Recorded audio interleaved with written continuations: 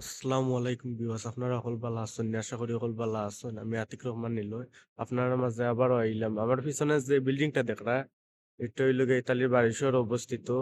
এটার বয়স প্রায় 800 বছরের উপরে। এটা একটা জাদুঘর।